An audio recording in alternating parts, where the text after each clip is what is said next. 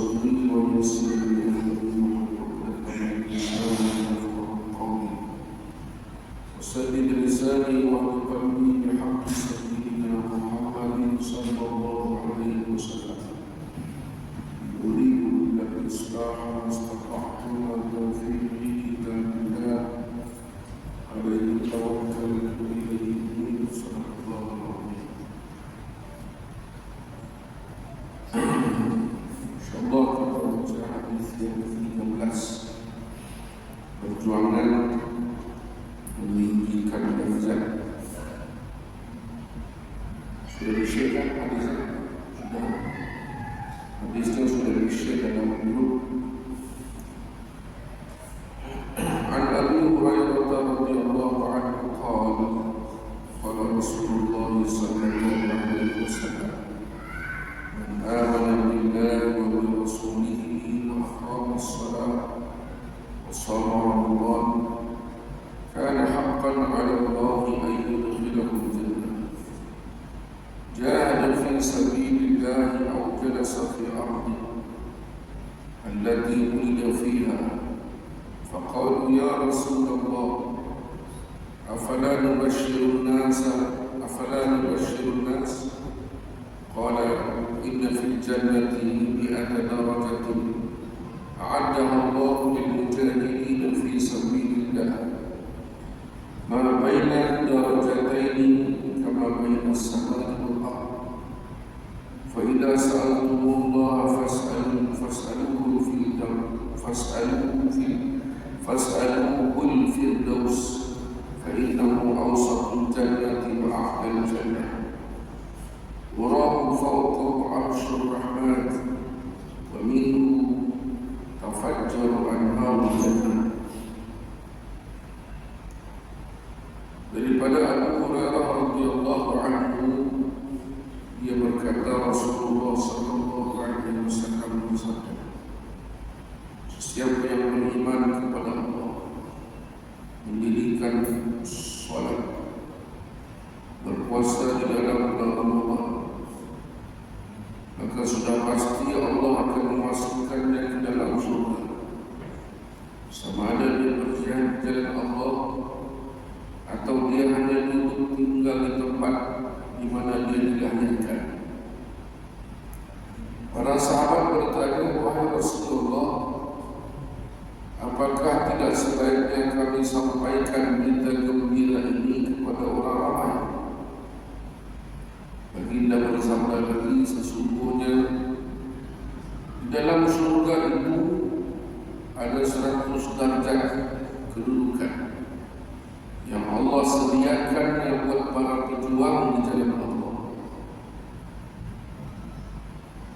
di mana jarak antara 2 derajat seperti jarak antara langit dan bumi. Untuk itu apabila kamu minta kepada Allah, maka mintalah syurga Firdaus, karena dia adalah kedudukannya di tengah surga dan yang paling tinggi. Aku pernah diperlihatkan bahawa di atas Firdaus itu adalah arasy Allah yang maha pemurah, di mana darinya mengalir sungai-sungai surga. Hadis riwayat Imam Bukhari. Tuan-tuan para jemaah yang dikasihi Allah Subhanahu wa taala, hadis ini menerangkan kedudukan di antara orang beriman yang tidak berjuang dengan orang beriman yang berjuang, mempunyai perbezaan yang sangat luar biasa, yang sangat jauh. Golongan pertama, untuk kita kaitkan perbahasan ini, kita baca sepotong satu ayat firman Allah Ta'ala dari surah An-Nisa untuk kita faham. La yastawil qa'iduna minal mu'minina ghayru ulil darar wal mujahiduna fi sabilillah bi amwalihim wa anfusihim. فضل الله المجاهدين بأموالهم وأنفسهم على القاعدين درجة. Tidak sama kedudukan atau keadaan orang beriman yang duduk saja tidak berjuang,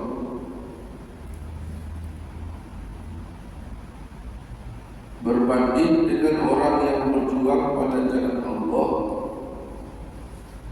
dengan harta dan nyawanya, jiwanya. Allah melebihkan orang yang berjuang dengan harta, benda dan jiwa mereka di atas orang yang tidak berjuang dengan kelebihan satu darjat. Surah An-Nisa ayat 95. Kita kaitkan ayat yang kita baca tadi dengan hadis yang kita kongsikan pada malam. Orang yang basic dia beriman kepada Allah, dia sembahyang, dia puasa, artinya dia buat perkara-perkara basic dia buat. Ada lagi hadis lain kalau kita boleh kait. Basic kita ni beriman. Kemudian beriman tu dia adalah dia punya pintunya. Dan di antara semua manusia ni perbezaan yang besar beriman dengan tak beriman. Kemudian orang beriman pula perbezaannya di antara orang yang sembahyang dengan tidak sembahyang. Jadi orang ini beriman, kemudian dia sembahyang, masuk bulan puasa dia puasa Ramadan. Ini benda asas.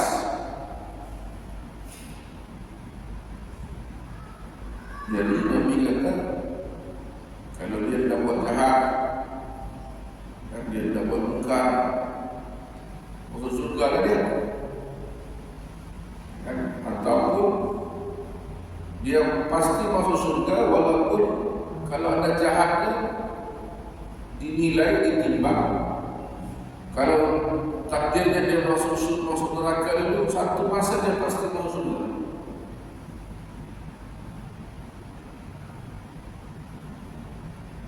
Sama ada Nabi kata dia berjihad ataupun enggak, duduk saja, duduk di kampung saja. Yang Nabi bagi contoh ni, Nabi sebut ni dalam perkara asas yang tidak melibatkan kerja-kerja dakwah, kan? Tidak ada kerja lapangan. Maksudnya yang ini basicnya 2-3 benda ni. Dia beriman, dia sembahyang, dia puasa, itu adalah ibadah dirinya sendiri, tidak ada kaitan sama orang lain. Kalau zakat ada kaitan sama orang lain. Kalau haji tengok pula kemampuannya. Jadi orang ni kalau dia menjadi soleh saja, soleh ni dia jadi orang baik, itu sajalah. Dia beriman, dia sembahyang, dia puasa, tapi itu hanyalah untuk dirinya saja. Sedangkan wajah ini umat terbaik dalam Quran sebut dalam surah Al-Maidah, surah Al-Imran, kuntum khayra ummatin ukhrijat lin-nas ta'muruna bil ma'ruf wa tanhauna 'anil munkar wa tu'minuna billah. Kamu suruh orang baik, kamu suruh orang buat baik, melarang orang buat munkar, dan kamu sendiri beriman kepada Allah. Artinya proses masuk ke lapangan, bertemu dengan masyarakat, mengajak orang buat baik, melarang orang buat jahat, itu menunjukkan ciri-ciri orang beriman yang baik, yang terbaik, bukan sekadar baik, terbaik. Kita ni mau yang terbaik, bukan baik itu untuk diri sendiri saja. Jadi Nabi kata, kalau orang yang levelnya dia beriman, dia sembahyang, dia puasa, itu saja, maka masuk surga lagi, surga lagi. Berjihad barang lain, berjuang menegakkan agama Allah cerita lain. Dia berjihad ke ataupun dia duduk saja, rumah ke masjid, masjid ke rumah, rumah ke ofis, ofis ke rumah, rumah ke masjid.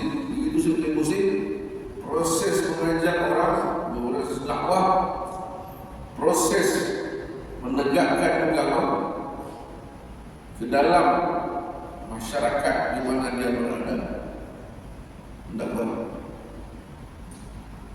Tidak buat pun Nabi kata Rasulullah.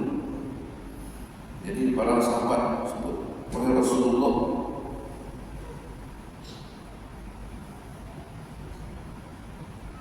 bagus kalau begitu kamu ceritalah sama orang lain. Nabi cerita lagi, Nabi kata dalam surga itu ada 100 bangsa yang Allah Ta'ala sediakan untuk para pejuang. Wah, ada lagi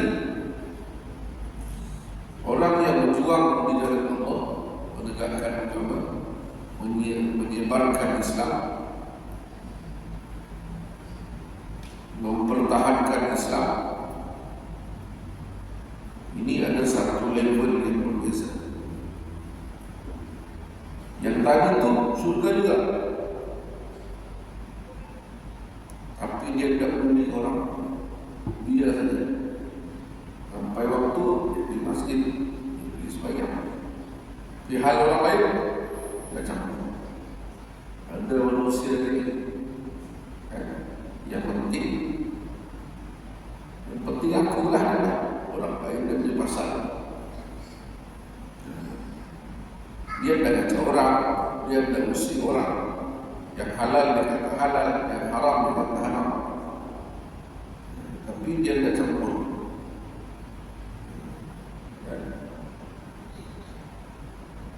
Ada satu kedudukan golongan manusia yang berjuang di jalan Allah, sama ada dia menyebarkan Islam, sama ada dia menegakkan Islam, mempertahankan Islam.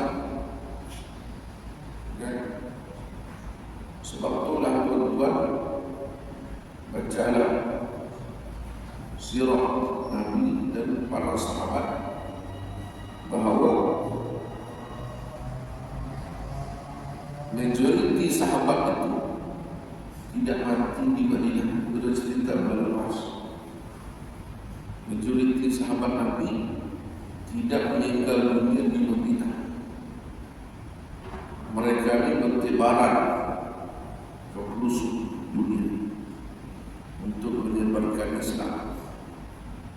Kita ni pula bersungguh mati di Madinah. Tidak salah. Tidak salah. Kan? Kita bersungguh mati di Madinah. Ada hadis dia mati di Madinah. Para sahabat tadi bersungguh berjuang mempertahankan Islam, menyebarkan Islam. Ada yang mati di medan perjuangan ketika menyebarkan Islam, atau ada juga yang sempat balik atau terus berhijrah. Sudah mereka berhijrah ke Madinah, ada yang balik ke Mekah menyebarkan Islam, mengajar Al-Quran, mengajar Islam. Ada yang pergi ke Kufah, ada pergi ke Syam, kan? Beberapa tempat membaca kisah-kisah. Sehingga ada sahabat tabi'in ini, sahabat pergi ke Turki, kan? Abu Ayyub Al-Ansari,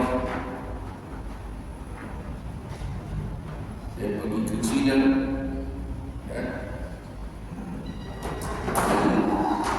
Mereka ini menyebarkan Islam, menegakkan Islam, kerana mereka ini mendengar kelebihan, bukan setakat mau masuk surga, tetapi makhluknya tertinggi. Melepas kita sudah cerita di negeri kita ni, banyak ruang-ruang dakwah yang kita boleh teruskan. Sangat banyak.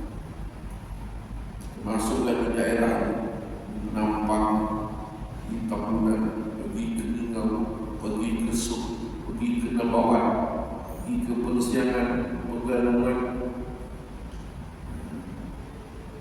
Bagus buat trip.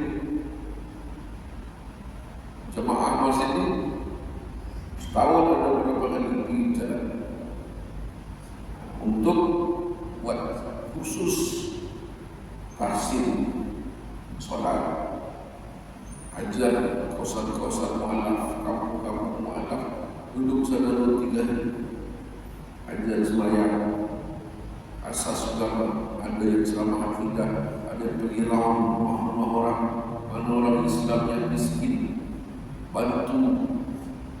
Adalah lawatan awal, apa yang mau dibaiki, sehingga buruk, lantai buruk, kumpul duit, ini kita akan datang baiki. Dalam masa yang sama, ada program di surau, di masjid, kursus setengah hari, belajar asas bayar, asas wudu. Tuan-tuan, minggu lepas dia pergi ke satu kampung. Ada satu hamba Allah ibu umur 60. Dia kata dia masuk Islam sudah 20 tahun. Jadi kampung itu saya setiap bulan saya pergi. Saya tidak tahulah sama ada yang saya buat kuliah dia faham benar. Sebab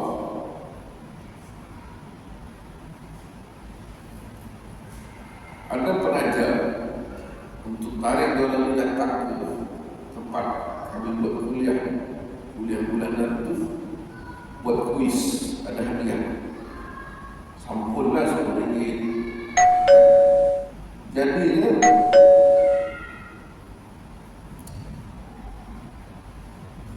baru ni saya tes soal, suruh baca 2 kalimah syahadat. Saya ada suruh angkat tangan, saya tunjuk. Akak baca, kita baca 2 kali syahadat. Memang mau kasih hadiah. Anda aku ingat memang. Anda ingat 2 kali syahadat 20 tahun sudah masuk Islam. Cuma ada sembahyang. Dia ikut sembahyang itu. Kita pimpin sesuatu macam mengislamkan balik.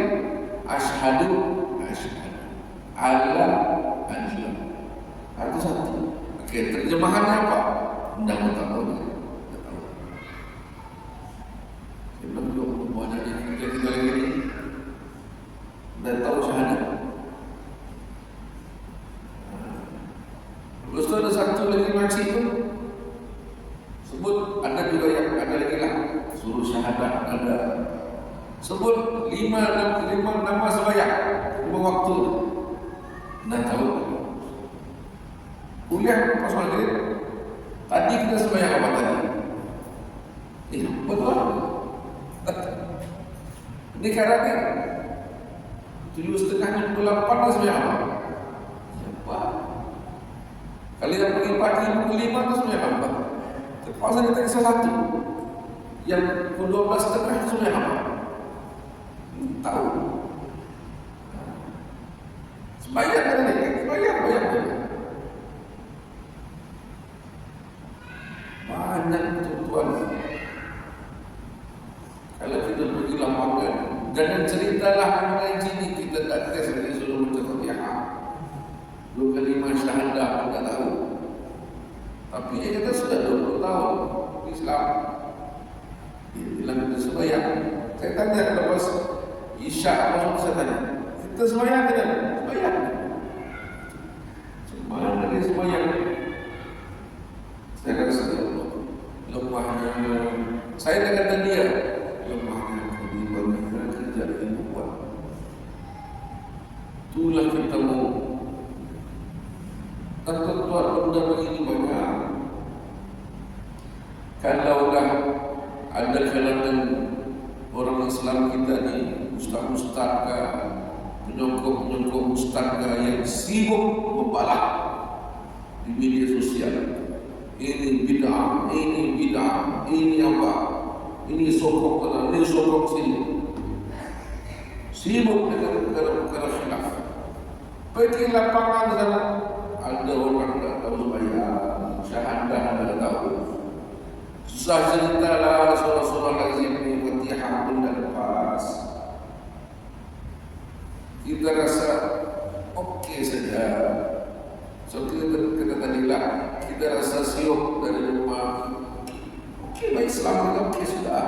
Apa lagi? Ada masjid baru, ada kapet, ada ikon, kan? Ada kipas besar lagi. Kadang-kadang ada makan lagi, ada Jumat ada pisah lagi. Ada orang sedekah nasi lemak, mie goreng, mau apa lagi? Cukup sudah. Apa yang mau kita sini? Satu orang itu sangat di kalangan mereka yang saya cerita bulan lepas, dengan lemahnya iman dia dan lemahnya kita. Lepas ada cerita, ada usaha dia mau keluar Islam. Ini lemah. Rupanya ibu ni mau bilang bercerai, tidak bercerai. Tapi suaminya umur 80, stroke, duduk rumah, bini satu lagi. Ada anak 1 orang belajar di UMS. Saya kata apa ni belit Sarah kehidupan kan cuma kehidupan kita. Saya tak tahu saja. Kalau campur sebulan dapat berapa? Adalah kali 200 saja. Tapi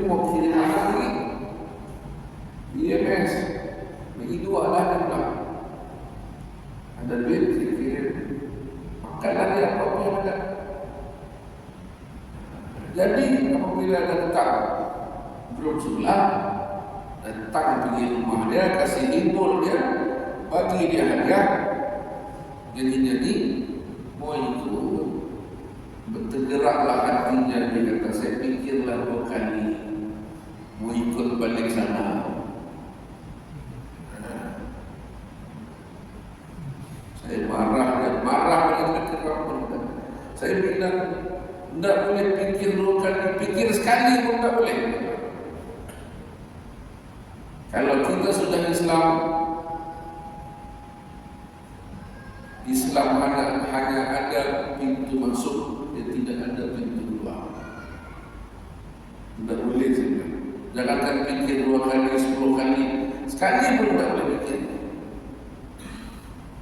Ialah adalah pikir lagi dekat, adalah pikir kampung betul lagi. Jadi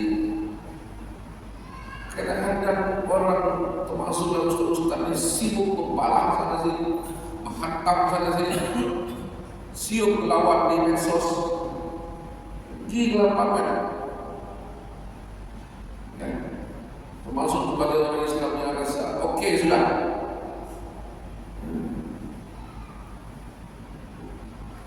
Ini jangan cerita lagi di dunia tanah air orang Islam yang lama dijajah. Itu pun kalau kita baca kisah-kisah dalam ada,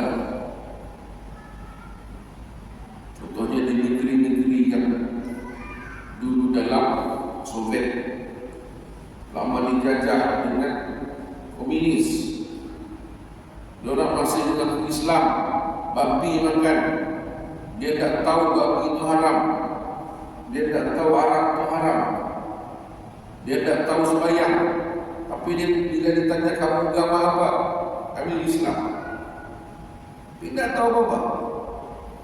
Kerana dahsyatnya berpuluh tahun, beratus tahun generasi itu dengan dipasang dengan sesuatu yang bercanggah dengan Islam.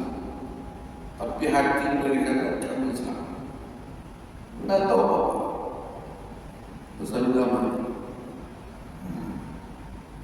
Keturunan itu dulu Islam, dan dalam bentuk agama hanya tinggal sudah, tidak sembahyang, tidak puasa. Bila tengok ada orang Islam sembahyang, dia kata dulu datuk nenek kamu begini apa sembahyang. Dia tak. Di negeri kita, wallahu a'lam, tapi berdasarkan pengalaman bagi lapangan sikit-sikit, ada orang yang lebih banyak lagi. Saya sedikit saja pun sudah nampak begitu, tidak tahu apa-apa pasal agama. Ini kata Islam lemah iman. Sebahagian saham kita, kadang-kadang kita tidak pergi tengok saudara-saudara kita, kita tidak bantu dari sudut ekonomi dia, kehidupan. Ada satu orang tu laki-laki, dia laki-laki pula, umur dalam mungkin 40-an. Tiap-tiap bulan datang minta duit, mau pergi hospital bagi anak, ambil ubat. Tiap-tiap hari kena makan ubat. Kalau tidak makan, datanglah dia minum kamu. Saya pun ada dari sebutlah penyakit itu. Tidak, kita dah kata lagi gila. Kalau sudah makan ubat tu, pernah dibalik yang parah daripada mamanya. 2 kali kena tangkap.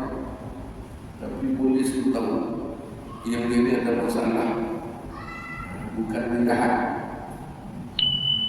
Jadi dengan kami pada bulan lepas, bulan-bulan saya sembahyang maghrib, isya jamaah. Jadi isya itu kawan-kawan lain dengan orang situ sembahyang, saya duduklah ada di sebelah, di belakang. Yang tadi yang muda, yang umur 40-an, saya nampak dia sembahyang. Lepas tu berjalan dia ke belakang, duduk sama tersebut. Tadi sudah sembahyang, dia boleh dia berjalan, duduk sama di belakang pula, bercerita. Bukan kau sembahyang kata dia.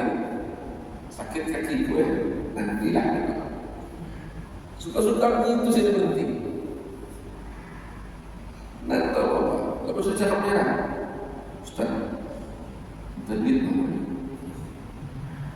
berapa? 50. Kenapa mau 50? Mau pergi keke, ambil ubat di hospital. Tiap bulan dia turun. Dalam dia cari taksi, 50 ni cukuplah, dia nak beli. Dan memang orang tahu dia tidak tipu. Memang betul dia sakit. Saya kata kau pergi keke di hospital ni lah supaya tak payah pergi keke hospital Kota saja. Jimat juga. Aku tanya tu nanti. Tapi dia pengetahuannya lebih bagus sikit. Bila suruh syahadah, dia lancar jawab, dia boleh terjemah dengan bagus. Tapi dengan style cara yang cakap. Tapi yang tadi dua orang yang umur 60 atau 80 itu, tidak tahu. Syahadah tidak tahu. Tapi dia ikut sembahyang.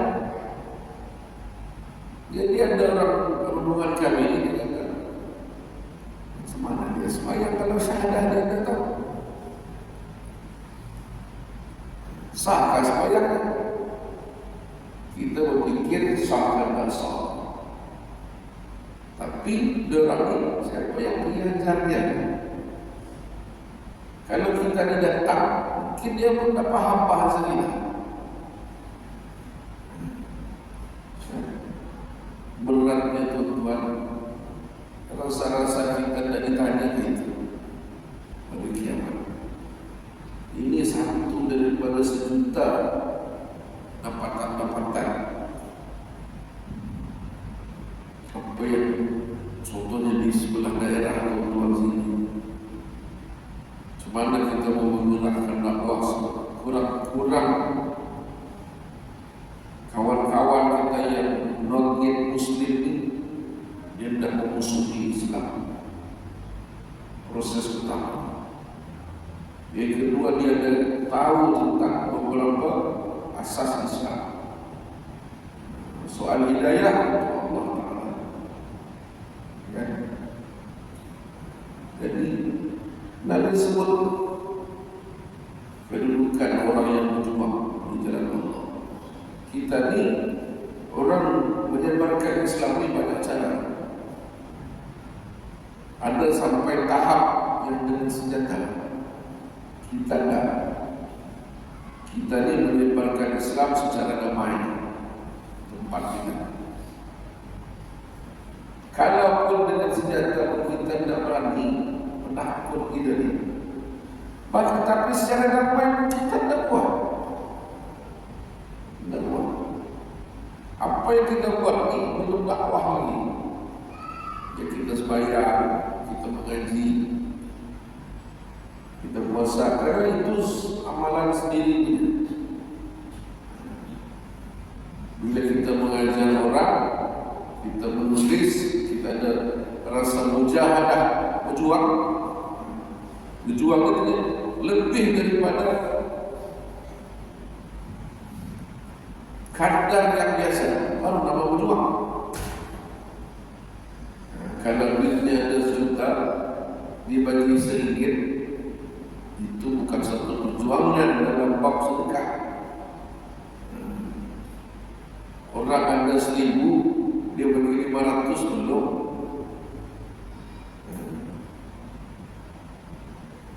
Bacalah kisah-kisah orang dulu, macam mereka berjuang. Yang saya sebut ni adalah sama-sama untuk kita semua. Bukan bermakna saya ni bagus dah jauh. Itulah terhadap bila ada dijemput, diminta ceramah sana sini, kita Ada kawan-kawan 3 kali besok jalan sementara sehat. Nanti tidak sehat, tidak maksudnya kita pergi sementara sehat. Ya. Banyak orang tak tahu apa hadis Islam. Ya, dia mengaku Islam. Atau boleh jadi ada orang yang tak pernah, tidak tahu pun agama Islam. Jadi dia agama tersebut dia rasa hairan. Dan sebagian orang Islam yang jahil, ada orang Islam yang jahil, ada orang yang lemah iman, ada yang ada penyakit dalam hati, macam-macam itu orang Islam. Dan yang jahil ni, jahil dalam agama, bila ada orang sebut tentang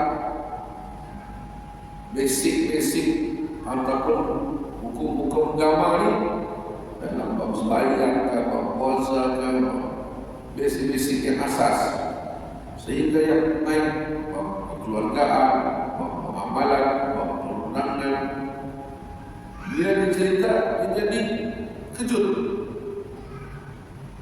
Adakah begini? Ini hairan kerana jahil.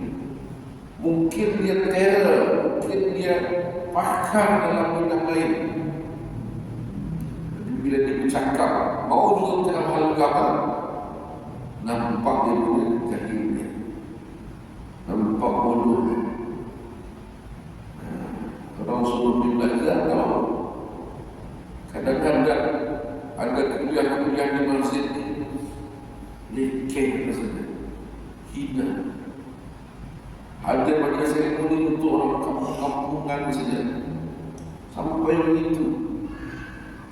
Bukan level dia dengan kuliah, dia orang paling pandai. Tapi bila dia bercakap hal agama, mau juga bercakapnya bukan bidangnya, nampak dia punya kejahilan dia sendiri. Ini berlaku tuan sepanjang zaman, kan? Jadi kita ni sementara Allah Ta'ala beri kesempatan, kan? Ada masa kita duduk di sini, waktu ada sembahyang puasa. Ada masa masjid kita jatuh puasa, masjid susun program bagi lapangan buat program setahun berapa kali dengan masjid ada, dengan NGO ada. Kalau yang tentu ada dalam jabatan kerajaan buat dia kerja di lapangan. Ada yang untuk sekitar kita, ada dalam daerah kita, ada keluarga kita, ada yang keluar daripada kawasan kita. Barulah kita nampak, ya Allah, betapa saudara-saudara kami sangat memerlukan bimbingan, memerlukan sokongan. Dan kita pergi risik dulu sana, perlu apa? Mungkin kita ada setengah tempat kita pergi berhabis mencari ceramah Muslim Beliti, suruh pergi sana. Sampai sana orang kampung pun tak faham apa di sana. Perbezaan bahasa. Kita risau sendiri, mau ustaz sana bayar mahal-mahal, jika orang kampung itu pun tak faham. Dan ustaz itu pun tak faham. Bila orang sana respon, apa itu? Tahu. Saya sendiri itu bila dia respon itu, ada orang sebut silap ustaz, apa yang ustaz sebut dipahamnya lain. Apa yang orang sebut boleh jawab, ustaz pun tak faham. Ya. Jadi banyak sangat tugas-tugas kita ini tuan-tuan. Pada pandangan saya kita setiap seorang daripada kita ini, macam saya sebut mulai lalu, yang ada kelebihan rezeki, kelebihan harta, dakwahnya melalui hartanya. Yang ada kelebihan komunikasi, dia bercakap, dia berceramah.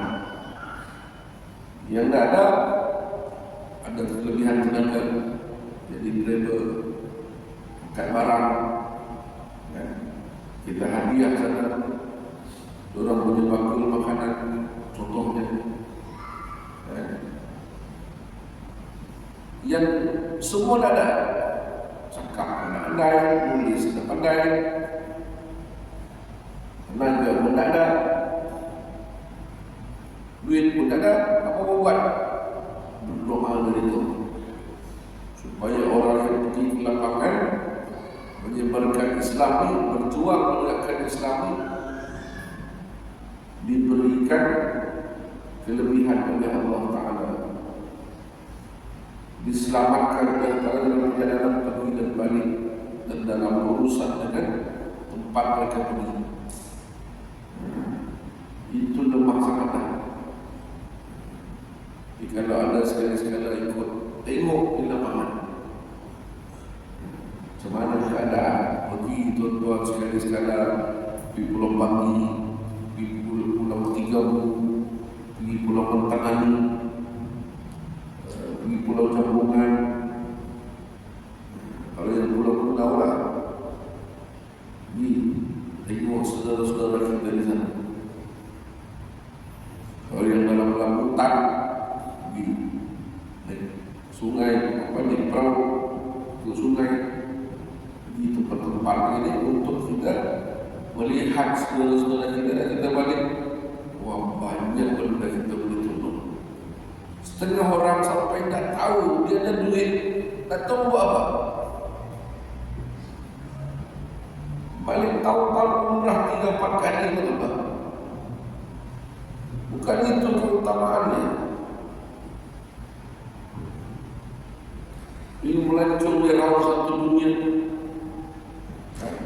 Tengok untuk orang-orang kaya negara Arab, bukan hotel tolong saudara-saudara jadi Palestin, dia pergi beli pasukan bola yang harga bilion-bilion. Tak tahu sudah dia buat apa. Sedangkan di sana ada saudara-saudara orang Islam di Afrika yang susah, di Palestin yang susah. Betul-betul tengok lagi hobi-hobi dalam setengah orang Arab. Saya baca kisah, ada baca satu artikel kata setengah orang Arab di belah negara mana tu sini sikit. Tahu apa namanya hobi? Pelihara binatang buas. Di kereta tu boleh berjalan dari mau singa, bawa jalan. Paling betul dia punya hobi. Pergi pantai, jalan-jalan bawa harimau. Kalau orang kampung dia wajib. Kita ni kucing, harimau dia wajib. Kita ni kalau kucing lawan-lawan pun sudah ribu, harimau sudah, singa tu juga rumah. Itu juga orang Arab yang ada kerja dan balik. Dia makan kawan-kawan, dia pukul-pukul, dia ikram, memuliakan kawan-kawan, makan muntah. Bukan habis tu. Karena habis tu air. Jadi makan sedikit, oh ada lebih-lebih tu kita. Okay lah. Ribu sekali makan. Ya Allah tak tahulah apa jadi. Kan? Kita ni di samping kita jaga akidah kita, iman kita. Kalau sekarang PMX bilang orang Islam jaga akidah masing-masing. Ada peraturan pun tak ada. Ada garis panduan zaki pun tak ada. Jaga akidah masing-masing. Jadi kita jaga masing-masing. Kalau peraturan zaki buat pun untuk nasihat saja, bukan sebagai dasar. Itu saja. Sekarang samping kita bantulah, kesampinganlah. Penting juga kita bantu saudara-saudara kita yang memerlukan seperti yang saya sebut tadi. Kerana ganjarannya di sisi Allah Subhanahu Wa Taala terlalu besar. Kita mohon, kata Nabi, mohon bila minta syurga surga Firdaus al-A'la yang tertinggi. Mudah-mudahan hadis kali ini ada pengajaran yang baik kepada kita untuk kita bekerja beramal untuk meluaskan lagi Islam, bukan setakat dalam diri dan keluarga kita, tapi lebih daripada itu. InsyaAllah boleh kita sambung selepas Ramadan, Syawal insyaAllah. Bismillahirrahmanirrahim. Alhamdulillahirrahmanirrahim. Assalatu wassalamu ala asyrafil mursalin wa ala alihi wa sahbihi ajma'in. Allahumma ja'al jam'ana hadha jam'an marhuma wa tafarraqana min ba'dihi tafarruqan ma'suma wa la taj'al Allahumma fihi wa la ma'ana wa la minna shaqiyya wa la mahruman wa la maqtulan. Sallallahu ala sayyidina Muhammad wa ala alihi wa sahbihi ajma'in. Alhamdulillahi rabbil alamin. Subhanakallahumma wa bihamdika asyhadu an la ilaha illa anta astaghfiruka wa atubu ilaik. Bismillahirrahmanirrahim. Wal 'asri innal insana lafi khusr illa alladhina